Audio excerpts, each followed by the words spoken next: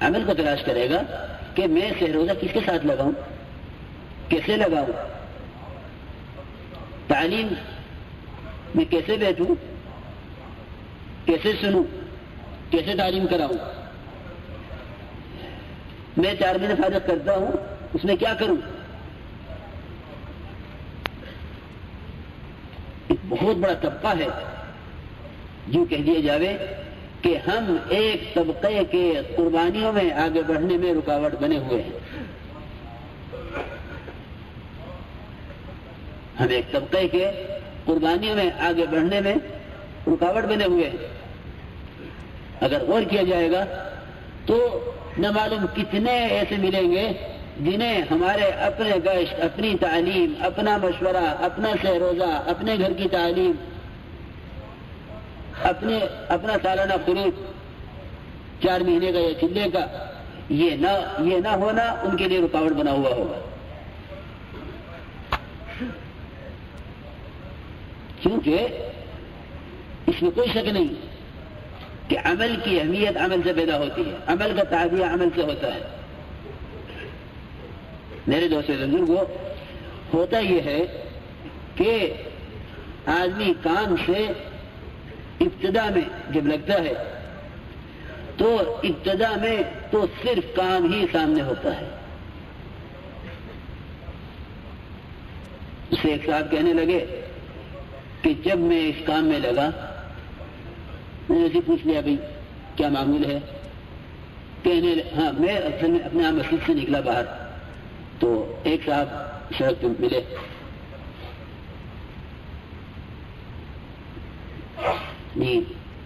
لباس بھی جو ہے وہ غیر شرعی تھا، تو ملے، میں ان سے ملا کہ بھائی خیریت ہے، کہاں سے؟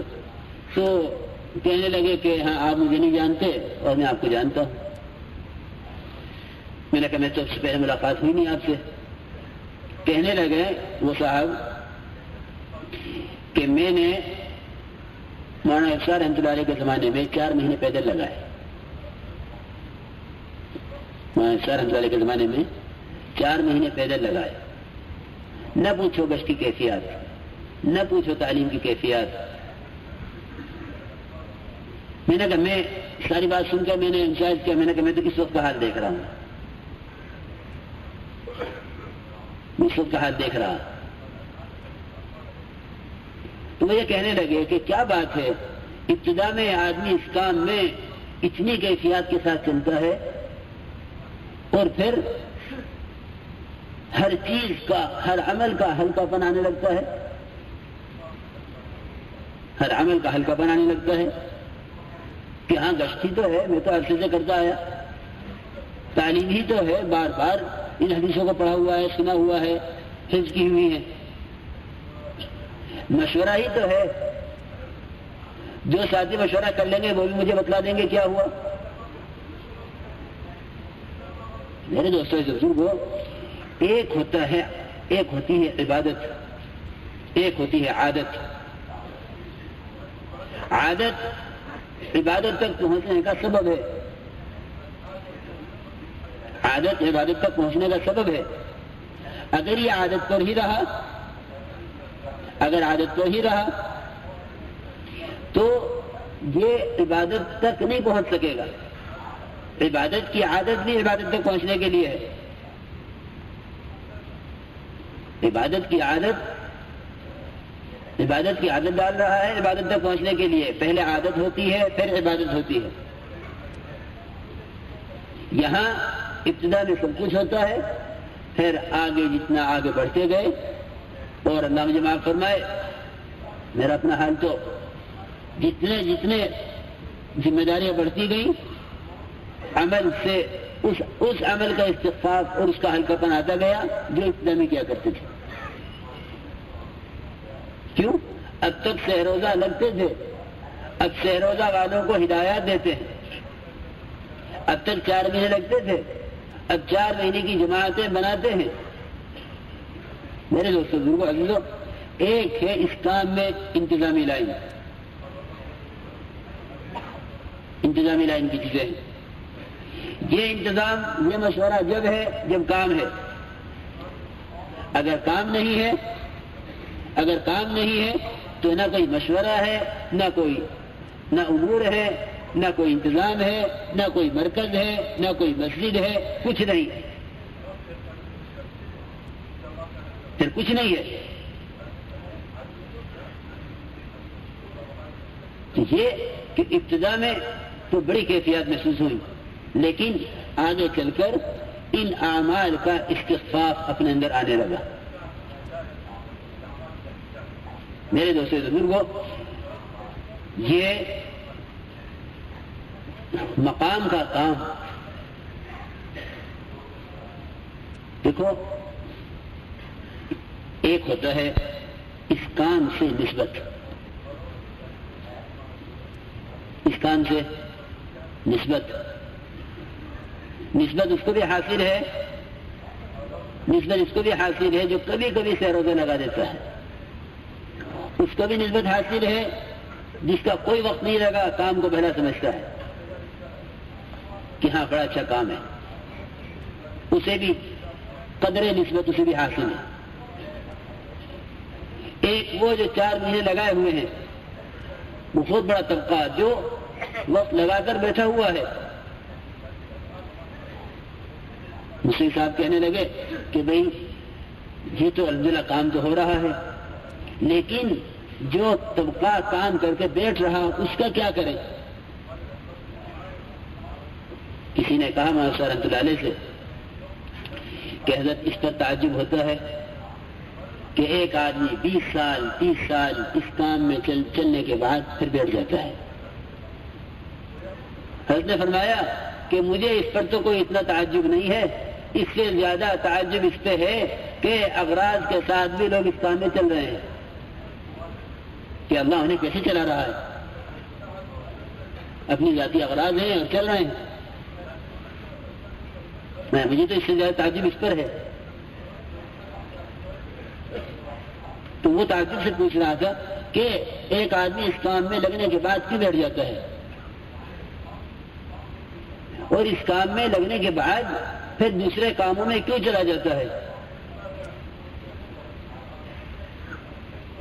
تو میں نے اسے عرض کیا، میں نے کہا بھائی دیکھو، اس سے اس کام سے نسبت ہوئی تھی، مناسبت نہیں ہوئی تھی۔ کیا بات ہے کہ لوگ یوں کہیں کہ یہ وقت لگایا ہوا ہے، لیکن اس نے تو ذاتی طور پر کام کو نہ اوڑا، نسبت ہے کہ بھئی صرف نسبت سے کام نہیں چلتا بلکہ مناسبت سے کام چلتا ہے، صرف نسبت سے کام نہیں چلتا، کام چلتا ہے مناسبت سے۔ اس لیے بصیرت کے بقدر اس کام پر استقامت ہوگی، اس کام پر استقامت بصیرت کے بقدر ہوگی، ورنہ اعمال دعوت کا استخفاف آئے گا طبیعتوں میں، اعمال دعوت کو ہلکا سمجھے گا کہ یہ تو میرے ابتدائی کام تھے، اب مجھ پہ تقاضے بڑھ گئے۔ تو کسی مسجد سے کسی ساتھی کا اگلے تقاضے پر جانا بھی ہم یہ سوچتے ہیں کہ یہ آدمی جب اس مسجد سے اگلے تقاضے پر جائے گا تو اس مسجد کا کیا ہوگا۔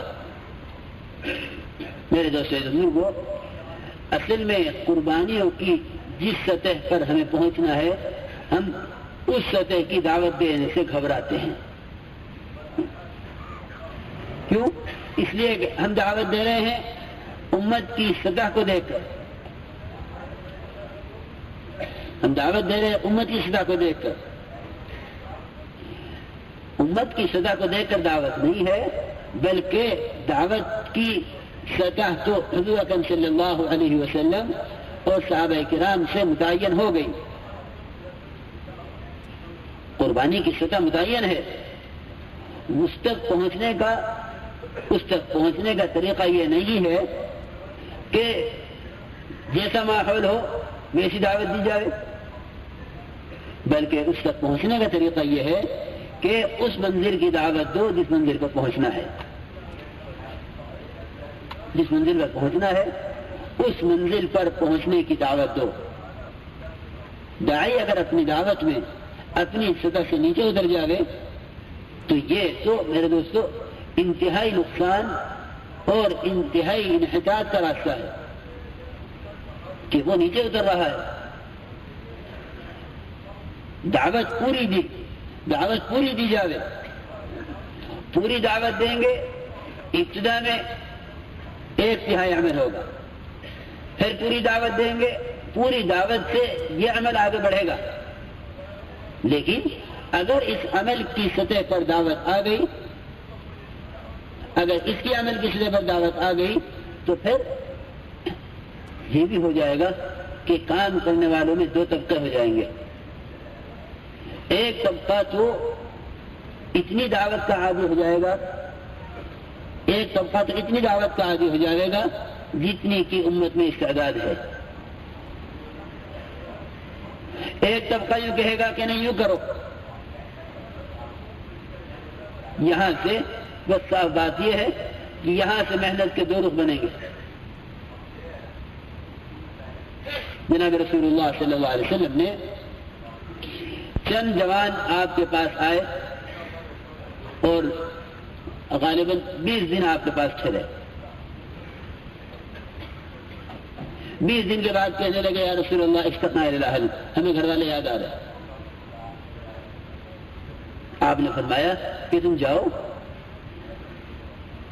اور جو کچھ میں نے تمہیں سکھلایا ہے یہ ان کو سکھلانا.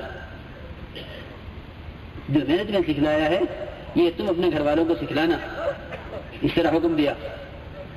اور بخاری کی روایت میں ہے کہ صلو کما رأیتمونی اصلی. ان نوجوانوں سے کہا جو 20 دن کے بعد گھر والوں کو یاد کرنے لگے تھے،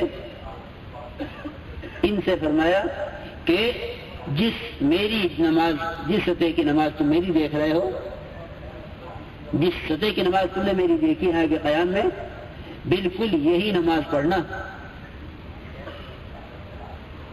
یہ نماز پڑھنا جو نماز میری دیکھ کر جا رہے ہو. میرے دوستوں بزرگوں، اس لیے عرض یہ ہے کہ ہم پوری دعوت دیں.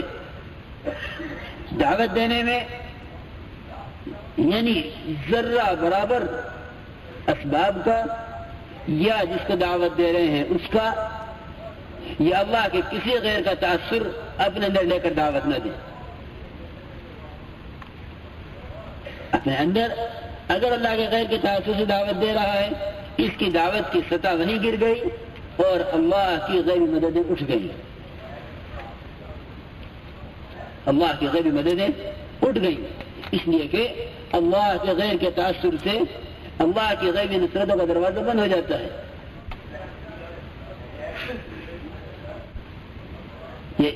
ہم یہ سوچتے ہیں کہ ابھی تو اس کو دعوت اتنے کی دے دو، جب یہ ساتھ ہو جائے گا پھر آگے کی دعوت دیں گے. اس نے تو یہ تو پہلی دعوت پر قربانیوں کا بھاؤ طے کر لے گا، قربانی کی سطح طے کر لے گا.